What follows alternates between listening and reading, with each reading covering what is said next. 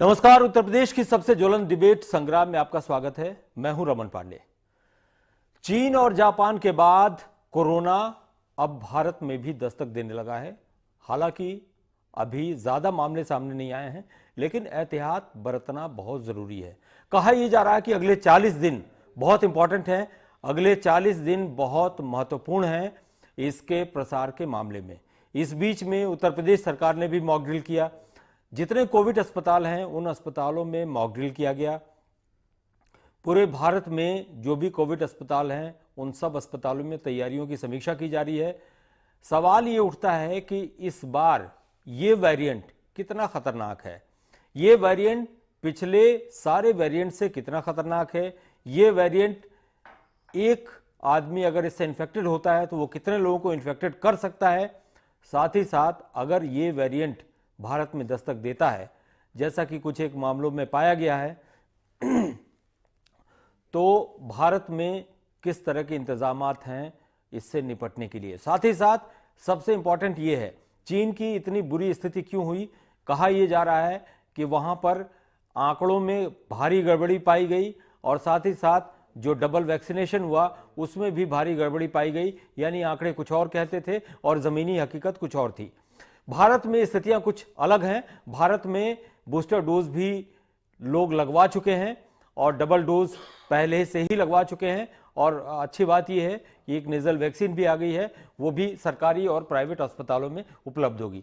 लेकिन सवाल वहीं खड़ा उठता है कि क्या जो डबल वैक्सीनेटेड लोग हैं उनके लिए ये वेरिएंट उनको इम्यूनिटी प्रदान करेगा इस वेरिएंट के खिलाफ, या कहीं ना कहीं इस वेरिएंट पे डबल वैक्सीनेशन का भी कोई असर नहीं पड़ रहा है। इन तमाम सवालों के जवाब आज की डिबेट में ढूंढने की कोशिश करेंगे अपने पैनल पे मौजूद खास डॉक्टर मेहमानों के साथ। तो चलिए आपसे परिचय कराते हैं इनका, सारे मेहमानों का। सबसे पहले देवेंद्र प्रताप सिंह, प्रवक्ता कांग्रेस, हमारे साथ जुड़े हुए हैं। आपका बहुत बहुत स्वागत है। डॉक्टर कौशल मिश्रा, प्रवक्ता बीजेपी, आप भी हमारे साथ जुड़े हुए हैं। ये बीजेपी की प्रवक्ता हैं, लेकिन साथ ही साथ एक कुशल चिकित्सक भी हैं। तो चलिए शुरुआत करते हैं डिबेट की। सबसे पहले डॉक्टर कौशल मिश्रा, आपका ही रुख करते हैं। बहुत सारी कंफ्यूजन्स हैं, बहुत सारी चिंताएं हैं कि ये वेरिएंट अगर इंडिया में आया तो क्या होगा। देखिए, कुछ भी 100% तो नहीं कहा जा सकता, लेकिन जिस तरह से हमारे देश में वैक्सीनेशन का प्रोग्राम चला है कि करीब 225 करोड़ डोजेस दी जा चुकी हैं। जैसा कि आपने ही बताया कि 30% जो बेनिफिशियरी हैं उन्होंने उसके साथ बूस्टर भी ले लिया है। तो और इसको अगर हम कंपेयर करते हैं बाकी देशों से जहां से खबरें आ रही हैं, तो अगर हम देखें तो हमारे देश में बेहतर सिचुएशन है। चाइना से अगर हम कंपेयर करते हैं, चाइना ने कंप्लीट लॉकडाउन की स्थिति कर रखी थी और जब उसने पब्लिक के रिवेंज के बाद जब वहां पे बवाल हुआ, सारा राजनीतिक बवाल हुआ, लोग सड़कों पे आने लगे उसके खिलाफ, तब उन्होंने अचानक ये खोल दिया, जिसकी वजह से वहां पे बहुत ज्यादा क्राइसिस हो गई है। और डेटा की हेरी फेरी वो सब तो खैर अलग की बातें हैं, लेकिन सच्चाई ये है कि चूंकि वहां का जो मॉडल था कंट्रोल करने का कोरोना का और जो भारत का मॉडल था उसमें जमीन आसमान का फर्क था। हम ग्रेजुअल लेवल पे खुले, धीरे धीरे लोगों को सेंसिटिव बनाया, लोग एजुकेट हुए, लोगों ने आगे बढ़ के वैक्सीन ली और आज हिंदुस्तान दुनिया का एक ऐसा देश बन गया जिसमें सबसे ज्यादा वैक्सीनेशन हुआ है। और शायद यही वजह है और यही हमारी ताकत है कि हम इनसे बचाव तो करें लेकिन डरने की जरूरत नहीं। क्योंकि बचाव करने का मतलब है कि अगर जिस तरीके से नए साल का समय आ रहा है और मान लीजिए म्यूटेशन खतरनाक भी हो गया, तो हमें मास्क, अपना सेल्फ प्रिवेंशन के लिए मास्क और सोशल डिस्टेंसिंग जो तरीके हमें बताए गए थे पहले, उसको फॉलो करना चाहिए। आप ये समझ लीजिए कि कोरोना में आज भी सुरक्षा ही इलाज है और बचाव ही सुरक्षा है। तो बचाव अगर हम कर लेते हैं तो मुझे नहीं लगता कि कुछ और करना चाहिए। पर हाँ, ये 40 दिन जिसकी बात की जा रही है, ये 40 दिन ज्यादा जरूरी इसलिए है क्योंकि हम सब चीजों के लिए तैयार रहें। आप देखिए, पहली वेव देखिए या दूसरी वेव देखिए, दोनों वेव में जब आउट ऑफ द इंडिया जो केसेस थे उसके करीब 6 हफ्ते से 8 हफ्ते के बीच में कोरोना देश में दस्तक दिया था। तो हम उससे सबक लेते हुए एक तैयारी के तौर पे लोगों को सेंसिटाइज कर रहे हैं कि आप अपना बचाव रखिए और अगर कोई प्रॉब्लम आती है तो हम उसके लिए पूरी तरह तैयार रहें और अपना बचाव भी करें। ये वजह है कि ये 40 दिन का समय लगभग बताया गया। अच्छा डॉक्टर कौशल, एक बात बताइए, चाइना और जापान में जो खबरें आ रही हैं उनके मुताबिक जो डबल वैक्सीनेटेड लोग थे उनको भी इस वेरिएंट ने अपना शिकार बनाया है।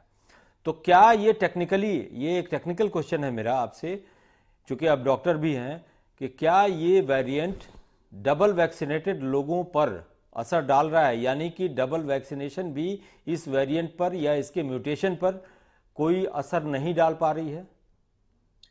ये ऐसा जो भी साइंटिफिक डेटा डिटेल्स अवेलेबल हैं उस पे ऐसा कहना मुश्किल है, क्योंकि मैं क्लियर आंसर नहीं दे सकता, क्योंकि एक सवाल ये आपका डॉक्टर से। एक चीज और बता दूं, आप जापान को देखें और चाइना को देखें। जापान और चाइना का जो देखा जाता है, जैसे हमारी क्या ताकत है, भारत इस समय दुनिया की यंगेस्ट कंट्री है, क्योंकि यहाँ पे सबसे ज्यादा जवान लोग हैं, बूढ़े लोग कम हैं। पर चाइना और जापान में अगर हम देखते हैं तो वहां बूढ़े लोगों की पॉपुलेशन ज्यादा है, और बुढ़ापा अपने आप में एक हाई रिस्क है। अगर उस बुढ़ापे के साथ शुगर है, उस बुढ़ापे के साथ ब्लड प्रेशर है, उस बुढ़ापे के साथ कोई क्रॉनिक डिजीज है, उस बुढ़ापे के साथ अगर किडनी का फेल्योर है और किसी वजह से इम्यूनोसप्रेशन या स्टेरॉइड ले रहा है लॉन्ग टर्म, तो ये कुछ रिस्क फैक्टर है जिनको बचाव करना चाहिए।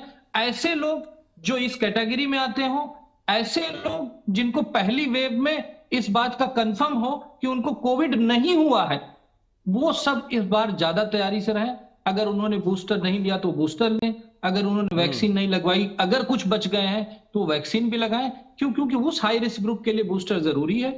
और एकदम एब्सोल्युटली मेडिकल लेवल पे बताऊं तो आप अपना एंटीबॉडी टेस्ट कराइए। अगर एंटीबॉडी टेस्ट आपका पॉजिटिव है, अच्छा है, तो बूस्टर की जरूरत शायद नहीं है। लेकिन अगर एंटीबॉडी टेस्ट करने में आपका लो आती है एंटीबॉडीज, तो आप बूस्टर ले सकते हैं। चलिए, आप हमारे साथ बने रहें। देवेंद्र प्रताप सिंह, कांग्रेस प्रवक्ता, हमारे साथ जुड़े हैं। देवेंद्र जी, 40 दिन बहुत इंपॉर्टेंट हैं, जैसा कि बताया जा रहा है। कांग्रेस पार्टी का क्या मत है कि भारत सरकार और भारत की तैयारियां इस नए वेरिएंट को लेके कितनी पुख्ता आपकी नजर में है? देखिए रमन भाई, कांग्रेस पार्टी का स्पष्ट मानना है ये जो कोरोना वायरस है ये निश्चित तौर पे बहुत खतरनाक है, और देश दुनिया को जिस तरीके से हमारे फर्स्ट और सेकंड वेव ने न जाने कितने लाखों लाख लोगों की असामयिक मौतों को देखा है,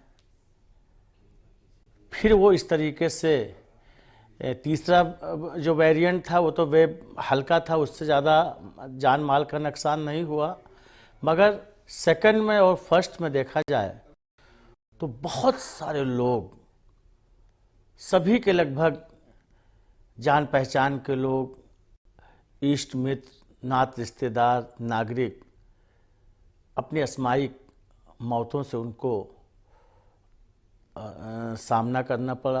अब आज न जाने कितने परिवार आज वो लावारिस की भांति अपना जीवन यापन करने में लगे हुए हैं। मैं कहना चाहता हूँ, बहुत ईमानदारी से कहना चाहता हूँ कि जब फर्स्ट वेव हिंदुस्तान में कोरोना, वहाँ चाइना में वुहान शहर में जब वहाँ से शुरू हुआ था, तो देश का कोई पहला नेता था जो पार्लियामेंट में खड़े होकर के आदरणीय श्री राहुल गांधी जी ने हिंदुस्तान की सरकार को, मोदी जी की सरकार को चेताया था कि भारत सरकार, स्वास्थ्य मंत्रालय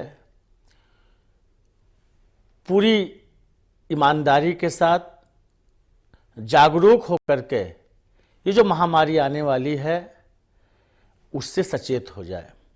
मगर रमन भाई, तब हमारे मोदी जी नमस्ते ट्रंप का एक मेगा आयोजन हिंदुस्तान में कर रहे थे, और जब यूएस का प्रेसिडेंट डोनाल्ड ट्रंप साहब यहाँ पे आए तो हिंदुस्तान के कई शहरों में गए, और जब यूएस प्रेसिडेंट आता है तो दुनिया के न जाने कितने कंट्रीज के जो वाणिज्यिक प्रतिनिधि या बहुत सारे एम्बेसडर्स लोग आते हैं। उसी समय उस मेगा शो जो मोदी जी आयोजन कर रहे थे उसको नहीं करना चाहिए था, और हमारे सारे अंतर्राष्ट्रीय उड़ानों पे प्रतिबंध लगाना चाहिए था। तब भारत सरकार ने उस बात को, आदरणीय राहुल जी की बात को अनदेखा किया, और देश ने जो भुगता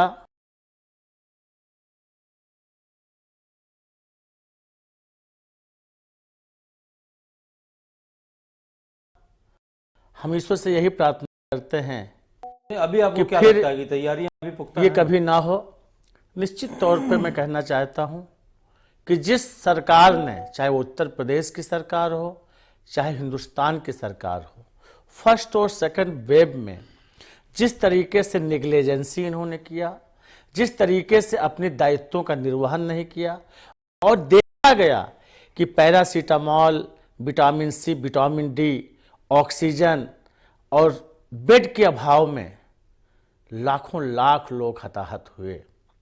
आखिर भारतीय जनता पार्टी तब क्या कर रही थी? क्या उनकी व्यवस्थाएं थी? क्या नमस्ते ट्रंप का मेगा आयोजन करना जरूरत था कि एक विपक्ष के सबसे सर्वोच्च नेता, उन्होंने जब देश को आगाह किया था, उनका मजाक बनाना था? मजाक ना बना करके उनको जो है काम करना चाहिए था। आज देखा जाए रमन भाई, तो इस समय जो ये चौथा जो ये वेव आ रहा है, फिलहाल अभी हिंदुस्तान पे और बहुत सारे देशों पे इसका कोई असर नहीं देखा जा रहा है।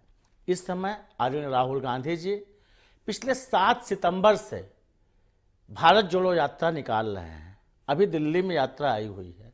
26 तारीख को कांग्रेस पार्टी की जो राहुल गांधी जी की यात्रा जम्मू श्रीनगर में पहुंचनी है। ये भी देखा जाता है कि भारतीय जनता पार्टी विपक्ष के नेताओं को एक टारगेट करके, खासकर राहुल गांधी जी के, क्योंकि राहुल गांधी जी आज हिंदुस्तान में इकलौते नेता हैं कि भारतीय जनता पार्टी की झूठ, नफरत, इंटॉलरेंस, मॉब लिंचिंग और जो भी समस्याएं हैं देश में, इकलौता केवल नेता है आदरणीय श्री राहुल गांधी जी, तो जो विपक्ष की भूमिका निभा रहे हैं और सही बातें सरकार को आगाह कर रहे हैं।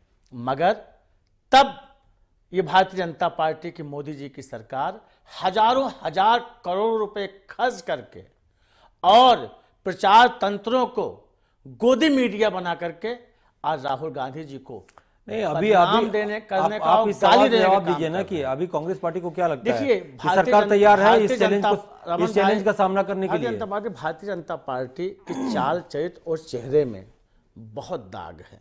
ये कहते कुछ हैं, कथनी और करनी में ये हमेशा देखा गया है जमीन आसमान का अंतर है। एक और अभी इन्होंने चुनाव में बड़ी बड़ी रैलियां किया है। खुद इनके भारतीय जनता पार्टी के राजस्थान का जो संगठन है, अभी वहां पे सतीश पुनिया जी हैं, जन आक्रोश रैली कर रहे हैं, बड़ी बड़ी रैलियां निकाल रहे हैं। और फिर जब इनको इस पे प्रतिबंध कांग्रेस पार्टी ने, आदरणीय श्री राहुल गांधी जी ने और कांग्रेस का सभी नेताओं ने कहा है कि यदि भारतीय जनता पार्टी ईमानदारी से इस चौथे वेव का जो ये अभी कहा जा रहा है, यदि खतरा है, तो क्यों नहीं ये कोई नोटिफिकेशन करते हैं? क्यों नहीं ये कोई जो है जो सरकार की ओर से जो वो लागू होता है, प्रतिबंध लागू होता है, या भी जो कर तो रहे हैं, मॉक ड्रिल किया, उसके बाद तमाम तरह की गाइडलाइन जारी की। जो अभी तक किसी भी फ्लाइट पे इन्होंने बैन नहीं लगाया। हाँ, फ्लाइट पे प्रतिबंध लगाना जरूरी है, इसलिए पिछले बार भी फ्लाइट पे प्रतिबंध लगाने में बहुत देर हुई थी। कहा है कि जो भी इनका गाइडलाइन होगा, कोरोना गाइडलाइन होगा, हर कांग्रेस नेता पालन करेगा। ये कोई देश की बात है, कोई कांग्रेस जो है, कांग्रेस एक जिम्मेदार पार्टी है और हमेशा कांग्रेस जो है हिंदुस्तान के नागरिकों के रक्षा के लिए, उनके जान मान के लिए और देश की एकता अखंडता बनाए रखने के, सौहार्द बनाए रखने के लिए हमेशा कांग्रेस पार्टी बहुत शिद्दत के साथ, डॉक्टर कौशल हमारे साथ जुड़े हुए हैं, ईमानदारी के साथ काम। मगर इस बात को देखा जा रहा है रमन भाई कि कहीं ना कहीं भारतीय जनता पार्टी के जो मंसूबे हैं वो गलत रास्ते पे जाते हैं, तब प्रश्न उठता है। डॉक्टर कौशल, एक सवाल बहुत उठता है, पिछली बार भी उठा था कि टाइम पे फ्लाइट्स बंद नहीं की गई थी। इस बार हालांकि बीजिंग से डायरेक्ट फ्लाइट तो नहीं आ रही, लेकिन कनेक्टिंग फ्लाइट्स आ रही हैं। इन पे समय रहते, या जापान है या जो भी ऐसे इंटरनेशनल फ्लाइट्स हैं, इन पे समय रहते एक्शन लेना बहुत ज़रूरी है। आज ये खबर आई है कि आगरा में एक अर्जेंटीना का एक यात्री जो कोविड पॉजिटिव मिला था, वो कहीं वहाँ से लापता हो गया। उसने अपना फेक नंबर भी दिया था। अब वो स्वास्थ्य विभाग में पूरा हड़कंप मचा हुआ है। तो कुल मिला जुला के हमारे सिस्टम इतने मजबूत होने चाहिए कि कम से कम समय रहते खतरे का अंदेशा हो जाए हमको। रमन जी, मैं जवाब देना चाहूंगा। हमारे मित्र ने बहुत सारे एलिगेशन लगा दिए। पहले तो इन्होंने कहा कोविड बहुत खतरनाक है, और सबको बच के रहना चाहिए। तो ये एडवाइस ये राहुल जी को क्यों नहीं देते? पहला सवाल। उनकी जो भारत जोड़ो यात्रा थी उसमें एक अगर मान लिया जाए विपक्ष के नेता थे, अलग अलग स्टेट में इनको यात्रा जा रही थी, उनको एक लेटर दे के अगर इन्फॉर्मेशन दी गई तो उसके बाद क्या राहुल जी ने खुद कोई मास्क लगाया? क्या सोशल डिस्टेंसिंग की? नहीं की। दूसरी चीज, नमस्ते ट्रम्प की हर बार हर प्रवक्ता कांग्रेस का करता है। जो बात बीती हो गई, लेकिन उसका जवाब दे देता हूं। क्या नमस्ते ट्रम्प रशिया में हुआ था? क्या नमस्ते ट्रम्प यूके में हुआ था? क्या नमस्ते ट्रम्प बांग्लादेश, श्रीलंका, पाकिस्तान में हुआ था? नहीं। कोविड की महामारी जब वैश्विक लेवल पे आती है, कोई भी पैंडेमिक जब वैश्विक लेवल पे आती है तो डिले हो सकती है, पर आती तो जरूर है।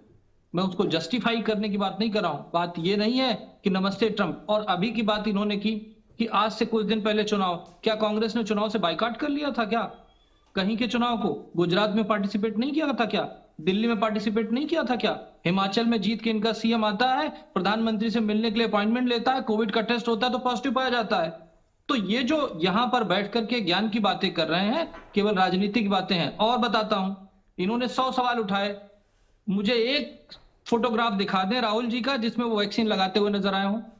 इन्होंने वैक्सीन बनी उस पर सवाल उठाया, किस तरीके से बनी उस पर सवाल उठाया, उसके इमरजेंसी अप्रूवल उस पर सवाल उठाया, लॉकडाउन लगा उस पर सवाल उठाया, लॉकडाउन लेट लगा उस पर सवाल उठाया। क्योंकि आपकी नियत ठीक नहीं है। प्लीज, क्योंकि आपकी नियत जो है डॉक्टर साहब, आप अच्छे नियत से, आप अच्छे नियत से करें तो उसको विपक्ष एक्सेप्ट। असल में आपका जो चाल चरित चेहरा है वो देश सब देख चुका है, वो देश देख चुका है कि भारतीय जनता पार्टी की कथनी और करनी में क्या अंतर है। आप जिस तरीके से आप झूठ फरेब करके, जिस तरीके से वादा खिलाफी करके, जिस तरीके से देश की जनता का, भोली भाली जनता का वोट लेकर के आप उसको, जनता को परेशान कर रहे हैं, और केवल चुनाव इलेक्शन मोड पे जहां जहां जो भी आपके पक्ष में होता है उसको आप जो है करते हो। बाकी जो है आप जैसे वहां मोदी जी जब जनता के बीच में जाते हैं तब जो है तब वो, अरे देवेंद्र जी उनसे मास्क नहीं लगाते, उनकी बात तो सुन लीजिए पहले। स्टूडियो में बैठते हैं, अरे आपको आपको बोलने का मौका दिया गया है पूरा, अब आगे भी दिया जाएगा। उनकी बात तो सुन लीजिए, बोलिए कौशल जी। इसी से पता चलता है कि कांग्रेस कैसी राजनीति करती है। उनके प्रवक्ता में इतना संयम नहीं है कि अपने उठाए गए सवालों का जवाब सुन ले। लोकतंत्र खतरे में बात करते हैं। लोकतंत्र का खतरा सबसे बड़ा यही है कि पक्ष और विपक्ष एक दूसरे को सुनने के नहीं दे रहा है। समस्या ये है। चलिए बोलिए एक मिनट सुन लीजिए। फिर चालू हो गए प्रहरी हैं और लोकतंत्र के कितना फिर चालू हो गए, जो है ठीक है, जिम्मेदार फिर हैं, चालू हो ये गए। देश देख चुका है। ठीक है, आपकी बात खत्म हो गई। जिस लोग राहुल गांधी बचाएंगे देश को। अच्छा कौशल जी डिबेट अलग दिशा में जा रही है। सारे पे आप तुम्हें क्या करूं? कारनामा कर रहे हैं। डिबेट अलग दिशा में जा रही है। हमको डिबेट को डिरेल मत कीजिए आप लोग। किसान मजदूर सब देख रहा है कि आप क्या सुनिए कर रहे हैं। देवेंद्र प्रताप सिंह जी, डिबेट को अलग दिशा में मत ले जाइए। डॉक्टर कौशल हमारे साथ एक और मेहमान जुड़ चुके हैं, डॉक्टर राजेश प्रजापति जी, जो कि चिकित्सक हैं अजंता हॉस्पिटल के। उनका भी बहुत बहुत स्वागत है, उनसे भी सवाल लेंगे। लेकिन डॉक्टर कौशल, एक बहुत इंपॉर्टेंट सवाल आपसे पूछ रहा हूं। आपके एयरलाइंस का सवाल यही ना? जी एयरलाइंस का सवाल, उसी के साथ एक और सवाल जोड़ देता हूं मैं। अभी जो मॉक ड्रिल हुआ है उसमें देश के तमाम अस्पतालों में जबरदस्त बद इंतजामी दिखी है, तो कहीं ना कहीं सिस्टम को हमको दुरुस्त करना होगा। हाँ, अब सबसे पहले एयरलाइंस का सवाल तो मैं आपको बता दूं, अभी आज 3 बजे के आसपास ऑर्डर आया है कि जो भी जहां पर कोविड का रिस्क बढ़ा हुआ वहां से आने वाले हर नागरिक को अपना आरटीपीसीआर कोविड टेस्ट करा के उसकी रिपोर्ट दिखानी होगी। नहीं तो ये तो आपका पहला जवाब। आरटीपीसीआर का तो पहले से है। आरटीपीसीआर का तो पहले से आया हुआ है। सुनिए, नहीं, सब देशों से नहीं था, सब देशों से, और चाइना से कोई डायरेक्ट फ्लाइट नहीं है। हाँ। लेकिन अगर अभी तक इंटरनेशनल लेवल पे किसी भी देश में सारी फ्लाइट बंद नहीं की गई, डब्ल्यूएचओ की गाइडलाइंस नहीं आई है, और डब्ल्यूएचओ की गाइडलाइंस पे जो देश का कोविड एक्सपर्ट ग्रुप जो एडवाइस करता है, भारत की सरकार वही एडवाइस फॉलो करती है। भारत की सरकार या कोई पॉलिटिकल पार्टी किसी भी विषय में एक्सपर्ट, एटलीस्ट कोविड के विषय में एक्सपर्ट नहीं होती है। डब्ल्यूएचओ की बात कर रहे हैं, तो डब्ल्यूएचओ ने अभी हिंदुस्तान को लेकर के अभी कोई अपना राय नहीं दिया है। ये तो कौन आप है बुला लिया जबरदस्ती है यहाँ आपने? के जो है कांग्रेस में कहाँ से जबरदस्ती आकर के प्रवक्ता बना रहे हैं? हिंदुस्तान की जनता को जब किसी तरीके से पटरी कौशल पे जी, आई है देश कौशल की जी, जनता, अब ये उसको क्या फिर तरीका है फिर आप जो बात उसको परेशान अरे करने देवेंद्र के जी, लिए बात तो सुनिए ना परेशान पहले। करने के लिए बात तो आप सुनिए प्रगति कर देवेंद्र रहे जी। हैं। देवेंद्र जी इकलौता आप ही बोलते रहेंगे, बात तो सुनिए उनकी, बोलिए। रमन जी देखिए, मैंने ईमानदारी से इनकी बात सुनी थी ना, मैं एक बार भी नहीं बोला था ना। इन्होंने 100 कमियां गिनाई थी, मैंने सुना और अब जवाब नहीं सुन पा रहे हैं। ठीक, तो एयरलाइंस का यही है कि जब तक की गाइडलाइन नहीं आएगी कोविड एक्सपर्ट ग्रुप के द्वारा गवर्नमेंट ऑफ इंडिया को, तब तक चलिए। अपने आप आगे बढ़ के नहीं लिया जा चलिए, सकता। हमारे साथ एक और मेहमान जुड़ चुके हैं, उनसे सवाल ले लेते हैं। लेकिन डॉक्टर कौशल, एक बात बहुत इंपॉर्टेंट है, डब्ल्यूएचओ की भूमिका पूरे कोविड में चाइना को लेकर जो रही है, वो पूरे विश्व में जाहिर सी बात है, जग जाहिर है वो, कि कैसी भूमिका रही है डब्ल्यूएचओ की। इस पे कोई सवाल, इस पे भी सवाल उठते हैं और इस पे सवाल उठते रहेंगे। डॉक्टर राजेश प्रजापति हमारे साथ जुड़े हुए हैं, जो कि चिकित्सक हैं अजंता हॉस्पिटल के। डॉक्टर साहब, एक बहुत इंपॉर्टेंट सवाल आपसे पूछना चाहूंगा। वही सवाल मैंने डॉक्टर कौशल से भी पूछा था कि चाइना में और जापान में जिन लोगों ने 2 डोज ले ली है वैक्सीन की, डबल वैक्सीनेशन कराया है, उनको भी इस वायरस ने अपनी चपेट में लिया है। तो सबसे पहला सवाल मेरा आपसे ये है कि ये जो वेरिएंट है, इसका म्यूटेशन कितना खतरनाक है, और दूसरी बात है कि डबल वैक्सीनेटेड लोग या फिर बूस्टर डोज जिन लोगों ने ले लिया है, उनकी इम्यूनिटी को किस हद तक ये वायरस या इसका म्यूटेशन प्रभावित करेगा। जी रमन जी, आपने एक सवाल में ही 3-4 चीज़ें पूछ ली, मैं 1 बाय 1 सबका बताता हूँ जी। सबसे पहले तो रमन जी, मैं ये जो डिफरेंस है इंडिया और चाइना में वो बताना चाहूँगा। देखिए, हमारे यहाँ 2nd और 3rd वेव काफ़ी प्रबल रही हैं, जिसकी वजह पे व्यापक पैमाने पे जो हमारा इम्यून एक्सपोजर होता है, हार्ड इम्यूनिटी बनी है। रमन जी, जो हर्ड इम्यूनिटी होती है वो इम्यून एक्सपोजर से बनती है, चाहे वो आप नेचुरली इन्फेक्ट होके लें या फिर बाय इम्यूनाइजेशन। जी। वैक्सीन को भी लेके देखें अगर, तो 220 करोड़ से ऊपर लगभग डोजेस दिए जा चुके हैं। और चाइना के साथ क्या है कि चाइना ने सिर्फ एक वैक्सीन अपनी इस्तेमाल की थी, साइनोकेम। दूसरा, उन्होंने स्ट्रिक्ट लॉकडाउन फॉलो किया था, जिसकी वजह से उनके यहाँ जो वेव्स थी, या जिसे हम बोले नेचुरल इम्यूनिटी या इम्यून एक्सपोजर, वो काफी कम रहा। दूसरा, जो उनकी वैक्सीन है, इसके पहले भी आपने रिपोर्ट्स में देखा होगा, थाईलैंड में, पाकिस्तान में, बांग्लादेश में, और भी जो साउथ ईस्ट एशियन कंट्रीज हैं, जहां जहां चाइनीज वैक्सीन सप्लाई हुई थी, वहां ये बात उठी थी कि भाई इसकी इफिकेसी उतनी अच्छी नहीं है अगर आप कंपेयर करें कोवैक्सीन से या कोविशील्ड से। तो इसकी वजह से चाइना में एक जो बहुत बड़ी वेव आई है, ये इसका एक सबसे बड़ा रीजन है। दूसरी बात, जापान में ज़्यादातर जो वैक्सीन यूज़ हुई हैं वो या तो mRNA वैक्सीन थी या ऑक्सफोर्ड की थी, उन्होंने चाइनीज वैक्सीन कम यूज़ की हैं। दूसरा ये है कि जापान में भी जो इम्यून एक्सपोजर रहा है वो उतना अधिक नहीं रहा है जितना हमारे देश में हुआ है। तो ये दोनों वजह हैं जो आपके देश को बिल्कुल अलग कैटेगरी में डालती हैं। अच्छा, अब जो ये बात कर रहे हैं कि B7 वेरिएंट के, तो देखिए ओमिक्रॉन वेरिएंट का ही एक सब लीनिएज है। देखिए, ये जिस वायरस फैमिली का है कोरोना वायरस, बेसिकली ये RNA वायरसेस होते हैं, सिंगल स्ट्रैंड RNA वायरस होते हैं। तो इनमें म्यूटेशन की क्षमता बहुत ज़्यादा होती है, ये काफ़ी कुछ सीजनल फ्लू जैसा होता है। और जो WHO का रोल है, आप बिल्कुल सही कह रहे हैं, शुरुआत से ही WHO और साथ में जो चाइना था, दोनों का रोल बहुत ही संदेहास्पद रहा है। यहाँ तक कि बाकी सारे देशों ने जो जानकारियां हैं कोविड से, जीनोम सीक्वेंसिंग से रिलेटेड या फिर जो ट्रीटमेंट से रिलेटेड, वो आपस में साझा की, लेकिन चाइना ने सिर्फ 6% करी है, उससे ज्यादा नहीं। अच्छा, अब जो हमारी स्थिति है वो बहुत मजबूत स्थिति है, तो मुझे नहीं लगता कि जिस प्रकार से बाकी सारे देशों में वेव्स चल रही हैं, हमारे यहाँ एक प्रबल वेव आने की आशंका है। चलिए, लेकिन जी। लेकिन जो सजगता है, देखिए आज अभी जो मैं बीजेपी के प्रवक्ता साहब को सुन रहा था, डॉक्टर कौशल, तो देखिए आप जो है सिर्फ ये 72 घंटे का RT-PCR और ये जो आप कह रहे हैं कि क्वारंटाइन करेंगे, इन सबको छोड़िए। अमेरिका ने चाइना से आने वाली फ्लाइट्स पे बैन लगा रखा है, जबकि चाइना ने अपने बॉर्डर्स को खोल दिया है। तो साहब, सावधानी में ही सजगता है, क्योंकि इसके पहले भी जो कोरोना आया था वो सिर्फ हवाई जहाज से आया था, भारत में पैदा नहीं हुआ था, वुहान इंस्टीट्यूट से निकला था। और WHO के तमाशे पे मत जाइए साहब, वो सिर्फ एक फंडिंग का काम करते हैं।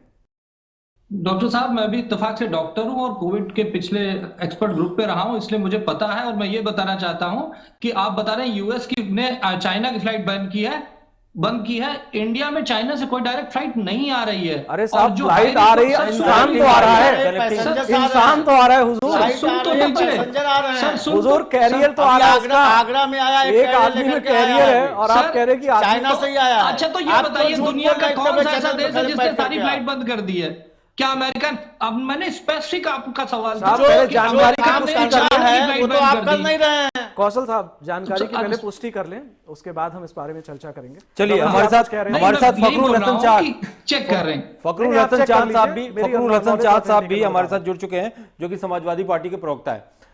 चाद साहब, अगले 40 दिन बहुत इंपॉर्टेंट है भारत के लिए। हालांकि ये कहा जा रहा है कि यहाँ पर एक हर्ड इम्यूनिटी बन चुकी है। हर्ड इम्यूनिटी, जितने लोग संक्रमित हुए थे उसके बाद उनकी इम्यूनिटी जो बनी है, ये वो लोग हैं, या हर्ड इम्यूनिटी में वो लोग भी शामिल हैं जो डबल वैक्सीनेटेड हैं, वैक्सीन की वजह से उनकी इम्यूनिटी बनी है, या बूस्टर डोज की वजह से उनकी इम्यूनिटी बनी है। तो ये माना जा रहा है कि इंडिया में इसका असर बहुत ज़्यादा नहीं होगा। हालांकि इंडिया में इसके 2-4 मामले काफ़ी जुलाई में ही प्रकाश में आ गए थे। तो कुल मिला जुला के यहाँ पे क्या असर होगा, क्या असर नहीं होगा। लेकिन आपसे एक पॉलिटिकल सवाल है कि समाजवादी पार्टी को क्या लगता है कि भारत सरकार इन 40 दिनों के मद्देनजर, इन 40 दिनों के सेंसेशन को देखते हुए, इनकी सेंसिटिविटी को देखते हुए, क्या माकूल और पर्याप्त उपाय और कदम उठा रही है? देखिए, भारतीय जनता पार्टी की सरकार को एहतियाती कदम जरूर उठाने चाहिए। हम ये नहीं कहेंगे कि BA-7 और BA-5 से भारत में नुकसान होगा या नहीं होगा, ये भविष्य का सवाल है कि भविष्य में क्या होने जा रहा है। लेकिन जो पिछले BA-7 और BA-5 के पेशेंट हिंदुस्तान में रिपोर्ट हुए हैं, तो उनसे कहीं कोई किसी की जान नहीं गई है। जैसे ये जब भी इस तरीके के सवाल हो रहे थे, एक यात्रा भी देश में चल रही है, उस पर भी सवाल हो रहे थे, और चाइना का भी सवाल आया था। तब मेरा एक मित्र चाइना में रहता है, ऋषि, मैंने उसको फोन जरूर किया था कि भारत में जिस तरीके का इतना बवाल मचा हुआ है चाइना को लेके, क्या ऐसे हालात चाइना के हैं?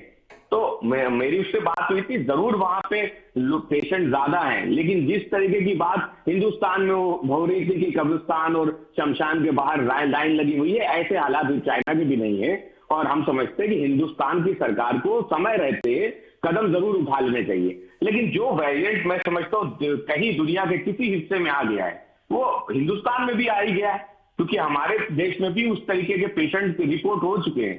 तो अगर भारत में कहीं उससे बहुत ज्यादा नुकसान होने की स्थिति होती तो अब तक वो फैल चुका होता और बहुत नुकसान हो चुका होता। हम समझते हैं कि हिंदुस्तान ने सेकेंड और थर्ड वेव में जिस तरीके से सामना किया था इस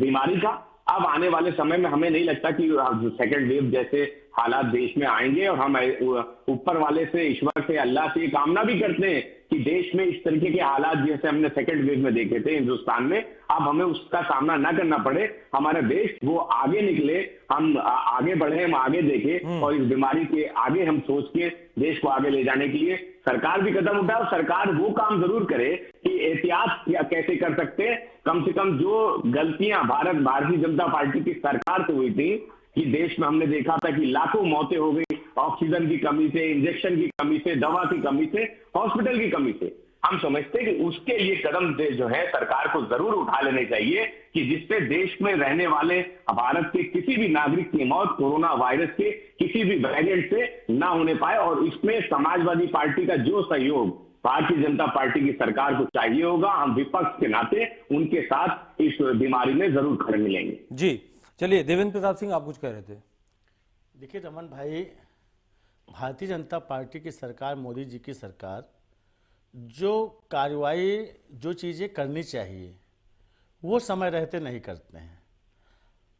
जब फर्स्ट फेज वेव आया था, जब राहुल गांधी जी ने कहा था, तब यदि ये फ्लाइटों पे रोक लगा देते, वो तो बात हो गई ना, कुछ मैं आगे की कहना बात चाहता कही है। हूं जी। कि जिस तरीके से फर्स्ट और सेकंड वेव में इस देश ने जो हालात देखे हैं, हमारे न जाने कितने गरीब, गुरबा, मजदूर, प्रवासी मजदूर हजारों हजार किलोमीटर से अपने बच्चों को पीठ पे लादे हुए औरतें पैदल पैदल अपने गांव को उत्तर प्रदेश, बिहार, मध्य प्रदेश जाते हुए देखा है। भूखे रहते हुए, नंगे पैर वो मंजर देखते हैं आज, तो आज भी मेरे आंखों में आंसू आ जाता है। हम लोग भी महीनों महीनों इसी फैजाबाद रोड पे दवाई, पानी, खाना, तब भारतीय जनता पार्टी के लोग कहीं नहीं दिखे थे। कांग्रेस पार्टी आदरणीय प्रियंका गांधी जी के नेतृत्व में जिस तरीके से हम अपने देश के नागरिकों का, प्रवासी मजदूरों को सेवा किया, वो आज भी याद है। मगर भारतीय जनता पार्टी और आरएसएस के लोग जब सब कुछ खत्म हो गया तब फोटो खिंचाने के लिए वो आए थे। और ये भी देखा गया कि किस तरीके से हमारी अस्पतालों में अव्यवस्थाएं थी। उस समय रमन जी बहुत भावुक होकर मैं कह रहा हूं, उस समय देखा गया रमन जी कि जो हमारे कोरोना बैरियर्स, चाहे वो पैरा मेडिकल स्टाफ रहा, डॉक्टर साहब हमारे प्रजापति जी ने बहुत अच्छी बात कहा है, मैं सल्यूट करता हूं उनको, अच्छी बात कहा है। डॉक्टर कहा गया doctor is a second of God. डॉक्टरों ने अपने जीवन को दांव पे लगा करके सेवा किया। मगर सरकार की ओर से जो व्यवस्थाएं करनी चाहिए थी, जितने भी भारतीय जनता पार्टी शासित सरकार थे और जो गैर भाजपा सरकार में बहुत अच्छी व्यवस्था हुई, कहीं कोई ऑक्सीजन की कमी नहीं हुई, कहीं कोई दवाइयों की कमी नहीं हुई। मगर भारतीय जनता पार्टी महाराष्ट्र और केरला के डेटा देख लीजिए उठा करके। केरला सुनिए, लोग यहाँ से उत्तर प्रदेश से, और केरला के डेटा उठा के देख लीजिए, आपको अपना जवाब मिल जाएगा। फिलहाल उत्तर प्रदेश की सरकार लोगों को सही समुचित जो है चिकित्सा व्यवस्था उपलब्ध नहीं करा पाई। और ये भी देखने को मिला जब लोगों की शहादत मर गए तो उनको ठीक से उनकी जो है जो अंतिम क्रिया होती है वो नहीं हो पाया। और ये भी देखा उत्तर प्रदेश और देश ने कि गंगा जी में न जाने कितनी लाशें ऐसे जो है ऐसे बहती हुई देखी गई। ये भारतीय जनता पार्टी का असली चाल चलित चेहरा है। आज जब किसी भी तरीके से, अभी भी रमन भाई आप एक बहुत संवेदनशील पत्रकार हैं, हम अच्छी तरह आपको जानते हैं, आज भी रमन भाई जिंदगी सही से उस कोरोना लॉकडाउन के कारण सही से भी सड़क पे नहीं आ पाई है।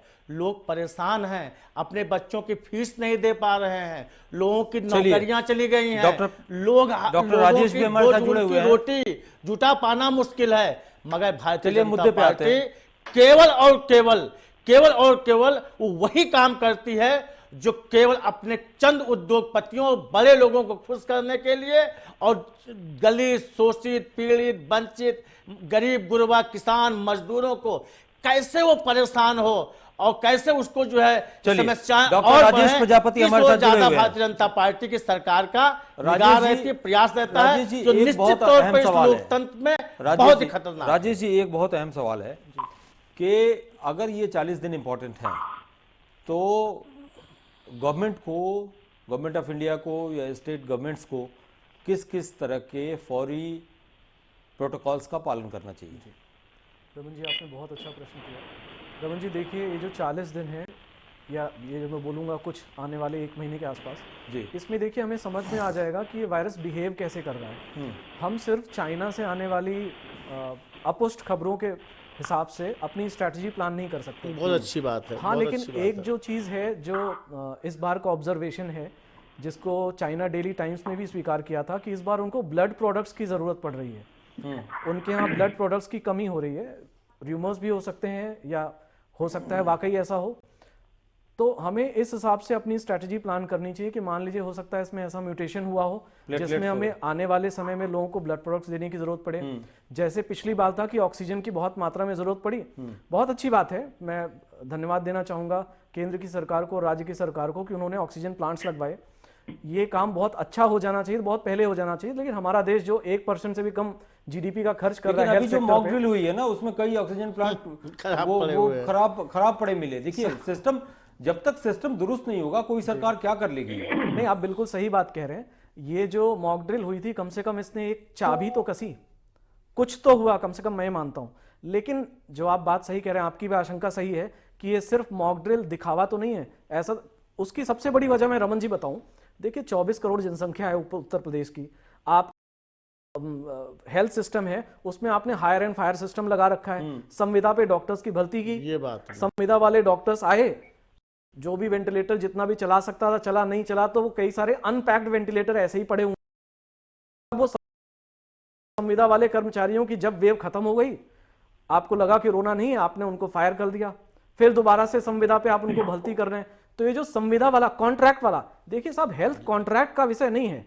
शिक्षा और स्वास्थ्य जो होता है ना, ये कभी इन्वेस्टमेंट नहीं होता है। ये सोच के आप अगर बनिया की तरह सोचे कि साहब 10 रुपए खर्च कर रहे हैं तो 20 रुपए मिलेंगे, ये नहीं होता है। शिक्षा और स्वास्थ्य जो होता है ये मूल अधिकार है, ये किसी भी राज्य के निवासी का, देश के निवासी का मूल अधिकार है, और सरकार को इसे देना ही पड़ेगा। इसमें अगर कोई सरकार काम कर रही है तो कोई एहसान नहीं कर रही है। दूसरी बात, अब आप देखिए जो इंटरनेशनल फ्लाइट्स आ रही हैं, ये कह रहे हैं साहब 72 घंटे पहले, पिछली बार जो कोरोना फैला था उसमें ये हुआ, कई बार ऐसा हुआ था कि पेशेंट को कोविड के सारे सिम्टम्स हैं, आरटीपीसीआर उसे डिटेक्ट नहीं कर पा रहा था। तो RTPCR, thermal sensing, these all are useless. इन्हें आपको अपनी जो प्राइमरी डिफेंस मैकेनिज्म है उससे हटा देना चाहिए। दूसरा, जो फ्रंट लाइन वर्कर्स हैं, जैसे डॉक्टर्स हो गए, प्रशासन से जुड़े हुए अधिकारी, पुलिस के अधिकारी, आप इनको जो एडवांस डोज देना चाहिए, जो 3rd डोज या जो भी आप डोज देना चाहें वो दें। क्योंकि ये देखा गया है कि जैसे सीजनल फ्लू की वैक्सीन होती है कि हर 6 महीने साल भर पे आपको लेना पड़ता है, वैसे इसमें भी आपको लेना पड़ेगा। अच्छी बात ये हुई है कि आपके पास एक नेजल वैक्सीन आई है, मतलब जिसे आप नाक द्वारा डाल सकते हैं, जिसके लिए आपको, क्योंकि जब आप इंजेक्शन लगाते हैं तो एक बायो वेस्ट निकलता है, एक प्रशिक्षित कर्मचारी चाहिए। तो ये जो नेजल वैक्सीन है रिलेटिवली ईजी है, हमारे देश में हम आसानी से उसे दे सकते हैं। साथ में जो पहले की एग्जिस्टिंग कोविशील्ड है, देखिए कोविशील्ड को मैं बहुत अच्छी वैक्सीन नहीं मानता, डॉक्टर साहब शायद मेरी इस बात से सहमत ना हो, लेकिन उसकी वजह मैं बता रहा हूं। ये सिर्फ एक कंपोनेंट को, ये adeno virus, chimpanzee adeno virus में स्पाइक प्रोटीन कंपोनेंट मिला के बनाई गई है, और जो कोवैक्सीन है वो लाइव एटेन्यूएटेड वायरस है। जैसा कि हमारा पोलियो वैक्सीन के साथ एक एक्सपीरियंस है कि लाइव एटेन्यूएटेड वैक्सीन यानी कि कंप्लीट इम्यूनोजेनिसिटी, यानी कि ऐसे जिसमें सारे कंपोनेंट हों, तो मुझे लगता है कि हमें कोविशील्ड की इफिकेसी की टेस्टिंग करनी चाहिए। अगर वो इफिकेसियस है तो साहब उसको आप जो आप अभी एक 4 डोज देने जा रहे हैं उसमें इस्तेमाल करिए। अच्छा, मुझे अदरवाइज पब्लिक मनी को वेस्ट करने की कोई जरूरत नहीं है। आप अपने जो एग्जिस्टिंग ब्लड बैंक्स हैं उनको स्ट्रेंथन करिए, और जैसे कि देखा गया है कि भाई डॉक्टरों की बहुत भारी मात्रा में कमी है, लेकिन उस अनुपात में डॉक्टर्स की भर्तियां नहीं हो रही हैं। आप दरोगा की भर्ती कर रहे हो साहब, सिपाही की भर्ती कर रहे हो, लेकिन जो पैरामेडिक्स है, एक डॉक्टर के साथ कम से कम 2 नर्स चाहिए होती हैं। आपके यहाँ एक्सरे के लिए कितने टेक्नीशियंस की भर्ती हुई है पिछले 10 सालों में या 5 सालों में, आप डाटा उठा के देख लीजिएगा साहब। तो अकेले डॉक्टर अष्टभुजा या दशानन नहीं हो जाएगा कि वो जाके सारे काम खुद से करने लगे, आपको उसके साथ एक टीम देनी पड़ेगी। सर, मॉक ड्रिल अच्छी बात है आपने की, मुझे लगता है हर 15 दिन पे करिए आने वाले 40 दिन में, और जो प्रोटोकॉल्स हैं एब्सोल्यूट फॉलो कराइए इंटरनेशनल ट्रेवल के लिए। फखरुल हसन चाह साहब हमारे साथ जुड़े हुए हैं। फखरुल हसन चाह साहब, एक बात बताइए, अभी जो मॉक ड्रिल हुआ है उसमें बहुत जगह खामियां पाई गई हैं। होता क्या है कि जब बीमारी सिर पे आ जाती है तब आनन फानन में तमाम तरह के उपाय किए जाते हैं, उसके बाद कहीं ना कहीं अधिकारियों की गैर जिम्मेदाराना हरकत से सारी चीजें ध्वस्त होती चली जाती हैं। जब मॉक ड्रिल होता है उसमें उसका पता चलता है। तो इस सिस्टम को कैसे ठीक किया जाए? देखिए, भारतीय जनता पार्टी को सोचना चाहिए। जब हमने सेकंड वेव में देखा था तो देखा था कि जिस इंजेक्शन की जरूरत लोगों को पड़ रही थी, जिसके लिए मारा मारी थी, वो इंजेक्शन हम देख रहे थे कि कमिश्नर दे रहे थे। कमिश्नर का डॉक्टरी पेशे से क्या मतलब, उनको क्या मालूम कि डॉक्टर्स को क्या पेशेंट को, जबकि वो रेमडेसिविर किसी काम की नहीं थी, सिर्फ कालाबाजारी हुई, लोगों ने अपने घर बेच के, गहने बेच के वो इंजेक्शन लिया। बिल्कुल सही है, बिल्कुल सही है, बिल्कुल सही है। लेकिन उस समय इंजेक्शन दिया जा रहा था, ब्लैक फंगस का इंजेक्शन था, उसके लिए भी यही हालात थे। और हमने देखा था कि बगैर अगर किसी की कोविड की रिपोर्ट उसके पास नहीं थी तो वो हॉस्पिटल के बाहर मर रहा था, लेकिन उसको कहा जा रहा था कि जब तक कोविड की रिपोर्ट आप नहीं पॉजिटिव नहीं लेके आएंगे आपको एडमिट नहीं किया जाएगा। इसी तरीके से हमने देखा था किस तरीके से सीएमओ ऑफिस और हॉस्पिटल के लोग चक्कर काट रहे थे पेशेंट एडमिट होने के लिए। तो कम से कम आपके पास समय है। इस तरीके की जो व्यवस्था जिसके कारण लोगों को, बहुत से लोगों को अपनी जान गंवानी पड़ी थी, ऐसी व्यवस्था ना हो। कोविड के लिए पेशेंट आसानी से एडमिट हो जाए, जिसको बगैर रिपोर्ट के, बगैर पॉजिटिव रिपोर्ट के उसको एडमिट कीजिए। और भारतीय जनता पार्टी से मैं एक बात और कहना चाहता हूं, आप बड़ी बड़ी बातें कर रहे हैं, मॉक ड्रिल कर रहे हैं, लेकिन अभी आपके उत्तर प्रदेश के कितने मंत्री विदेश दौरों से लौट के आए? कितनों का आपने आरटीपीसीआर टेस्ट कराया? कितनों को आपने क्वारंटीन किया है? आप तो टेस्ट भी नहीं किया, उन मंत्रियों को भी नहीं चेक किए हैं कि आप विदेश दौरों से आए हैं, आपका स्वास्थ्य बिल्कुल ठीक है या नहीं है। तो आपके मॉडलिंग करने से कुछ नहीं होने जा रहा है। आप तो अगर विदेश की फ्लाइट नहीं रोकना चाह रहे किन्हीं कारणों से, तो आप जो लोग विदेश से लौट के आ रहे हैं, आप कम से कम उनको कुछ दिन एकांत में रखिए, उनका आरटीपीसीआर टेस्ट तो कीजिए। आप चलिए कहाँ रहे हैं? चलिए एक लास्ट सवाल, एक आखिरी सवाल जो मैं डॉक्टर राजेश प्रजापति और डॉक्टर कौशल दोनों से पूछूंगा। सबसे पहले पूछता हूं डॉक्टर राजेश प्रजापति से। देखिए, एक बात बहुत इंपॉर्टेंट है कि जिस तरीके से फर्स्ट और सेकेंड डोज के लिए प्रचार प्रसार माध्यमों का इस्तेमाल किया गया पूरे भारत में, उस तरीके की जागरूकता बूस्टर डोज के प्रति नहीं दिखाई दी। इसकी वजह यह भी हो सकती है कि उस समय तक सारी चीजें ठंडी हो गई थी, तो लोगों को ये लगा कि चलो इसको लगवाना हो, जिसको लगवाना हो लगवाएगा, जिसको नहीं लगवाना होगा वो नहीं लगवाएगा। आपसे ये जानना चाहते हैं हम कि बूस्टर डोज, इसलिए कि कोई भी डोज लगती है तो ये माना जाता है कि 3 महीने या 6 महीने उसकी मियाद होती है। तो अब इस आसन्न को देखते हुए कि जो कि 40 दिन के भीतर दस्तक दे सकता है, जिन लोगों को 2 डोज लगी है या जिन लोगों को बूस्टर डोज भी लगी है, 3 महीने से ऊपर हो गया है, तो क्या उनको भी कोई डोज लगनी चाहिए? और क्या इसके लिए गवर्नमेंट ऑफ इंडिया को या हेल्थ मिनिस्टर को कोई गाइडलाइन या कोई एडवाइजरी जारी नहीं करनी चाहिए? जी रमन जी, आपने बहुत अच्छा प्रश्न पूछा। रमन जी, सबसे पहले तो मैं बताना चाहूँगा कि जिन जिन लोगों को 2 डोज लग चुकी है और अगर वो तीसरी डोज के लिए जाना चाह रहे हैं, तो मिक्स एंड मैच, मतलब आप जो पहले अगर कोविशील्ड लगवा चुके हैं तो इस बार आप कोवैक्सीन लगवाइए, अगर आपने कोवैक्सीन लगवाई थी तो इस बार आप, जबकि पहले ऐसा नहीं था। बाद में पहले सरकार, देखिए सरकार हमेशा डिनायल मोड में रहती है, साइंटिफिक रिसर्च को जल्दी से सुनना नहीं चाहती। पहले भी यही था, यूरोपियन कंट्रीज में स्टडी हुई थी कि जो क्रॉस इम्यूनिटी होती, कहने का मतलब अगर आप 2 विभिन्न प्रकार की वैक्सीन दे रहे हैं, आपने ये देखा होगा कि जो रशियन वैक्सीन थी स्पुतनिक 1 स्पुतनिक 2, उन्होंने दोनों में अलग अलग वेक्टर का इस्तेमाल किया था। लेकिन अभी भी इंडिया में जिसको कोविशील्ड लगी है या जिसको कोवैक्सीन लगा है, अगर वो बूस्टर डोज लगवाने जा रहा है तो डॉक्टर उसको वही प्रिस्क्राइब कर रहे हैं। नहीं, ये मुझे लगता है कि आईसीएमआर की गाइडलाइंस चेंज होनी चाहिए और गवर्नमेंट ऑफ इंडिया को भी इसमें इनिशिएटिव मुझे लगता है डॉक्टर कौशल भी इसमें कुछ कहना चाहेंगे। डॉक्टर कौशल, देखिए, पर्सनल लेवल पे जो ओपिनियन दिया जा सकता, अभी मैं डॉक्टर साहब जो कह रहे हैं, इस तरह के ख्याल मुझे लगता है कि जो सर, ये ख्याल नहीं है, ये फैक्ट है। ख्याल शब्द हटाइए, फैक्ट है ये। देखिए, इसलिए जो साइंटिफिक बात साइंटिफिक तरीके से करिए हुजूर। साइंटिफिक बात साइंटिफिक तरीके से ये है कि हम आप बैठ करके यहाँ डिबेट कर रहे हैं और यहाँ पे देश का एक एक्सपर्ट, सर आप भी डॉक्टर हो, मैं भी डॉक्टर हूँ, मैं तो कह रहा हूँ साइंटिफिक बात साइंटिफिक तरीके से करो। हाँ, बोलिए। आप कह रहे हो ख्याल है, ख्याल क्या होता है सर? मेडिकल साइंस में ख्याल जैसी कोई चीज नहीं होती है, फैक्ट होता है। मैं एक्चुअली अनफॉर्चुनेटली मैं इस समय डॉक्टर नहीं हूँ दोस्त। तो हुजूर आप पहले क्यों बोल रहे थे कि मैं भी इत्तेफाक से डॉक्टर हूँ? इत्तेफाक कोई डॉक्टर नहीं होता साहब, या तो होता या नहीं होता। बोलिए डॉक्टर कौशल। सर, ये पर्सनल लेवल का डिबेट नहीं चल रहा ना। बोलिए शब्द आपने ऐसा इस्तेमाल किया, ख्याल क्या होता है? रहते हैं कभी 12 साल का तजुर्बेकार आपसे ग्रुप के अपने टाइम का सीपीएमटी टॉपर चैनल पे 12 साल का तजुर्बा है, अपने टाइम का सीपीएमटी टॉपर से पढ़ा हुआ है और आप ख्याल शब्द इस्तेमाल कर रहे हैं। This is how you treat scientific temperature के कहने की वजह से कोई गाइडलाइंस कोविड एक्सपर्ट ग्रुप नहीं डिसाइड करता।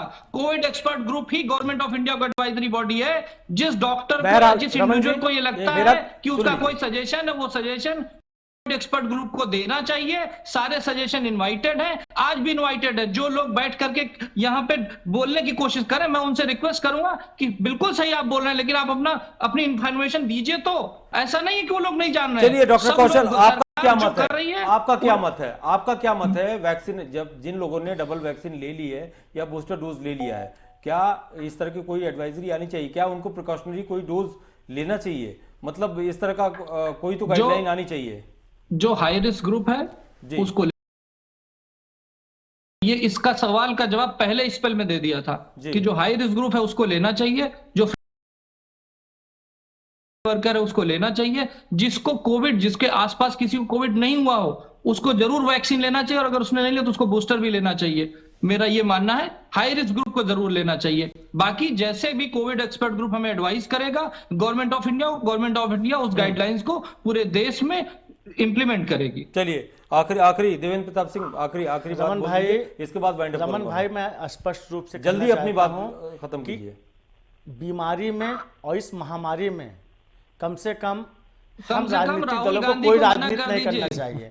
जो राजनीति भारतीय जनता राहुल गांधी पार्टी को मना कर दीजिए। हमेशा केवल क्यों अपनी यात्रा चुनाव कर रहे हैं? जीतने के गाइडलाइन लिए तो आ करती गई है, है। डॉक्टर उससे एडवाइजरी बचना तो चाहिए, जारी उससे हो गई बचना है। चाहिए। डॉक्टर फिर भी कौशल, और जो देश की एक मिनट। जनता नहीं, को यही- और इस यही तो हो रहा महामारी था को ना अभी रोकने तक। के लिए भाई, जो आप भी बताओ जरूरत ना, हो, जो भी जरूरत अगर हो, जो एडवाइजरी उसको करना जारी हुई, चाहिए। वो भारतीय जो जनता एडवाइजरी पार्टी के जारी हुई, प्रवक्ता राहुल को, गांधी की नहीं उनके है। नेताओं को, सबके उनके लिए मंत्रियों को एडवाइजरी जारी हुई है। अनर्गल डॉक्टर कौशल, अलाप से बचना चाहिए। सबके लिए हमारा टाइम खत्म हो एडवाइजरी चुका है। जारी हुई प्रजापति जी को तो राहुल धन्यवाद देना गांधी जी क्यों चाहूंगा, उस एडवाइजरी जिस से बच रहे हैं? साइंटिफिक मेडिकल क्यों? साइंटिफिकली आप उन्होंने मुझे बातें बताइए रखी ना, है, वो उसको कम से कम एडवाइजरी भाजपा जो की जो सबके लिए सरकार बोली है, गई है, इनके वो राहुल प्रवक्ता को गांधी क्यों नहीं आत्मसात follow करना कर रहे हैं? चाहिए। क्यों उन्होंने मास्क बिल्कुल नहीं लगा रहे हैं? जो बात क्यों चीजों को प्रजापति follow जी ने नहीं कर कहा रहे हैं? है, क्यों सोशल नहीं कर रहे हैं? चिकित्सा विपक्ष के नेता विज्ञान हैं, के क्षेत्र में कांग्रेस जो के जनता नेता के कहे जाते हैं। स्वास्थ्य चलिए, आप के सबको हित बहुत में बहुत धन्यवाद। वही बात कहा, उस पे भी देवेंद्र टीका प्रताप सिंह, टिप्पणी आपका कर रहे बहुत हैं। बहुत तो धन्यवाद। निश्चित तौर पे डॉक्टर भारतीय राजेश जनता पार्टी प्रजापति, को अपने चार चेहरे में वो देखना चाहिए। डॉक्टर और कौशल, आईने में जो है हाँ जी। चेहरा देख करके देश की हो गई बात आपकी, खत्म हो गई।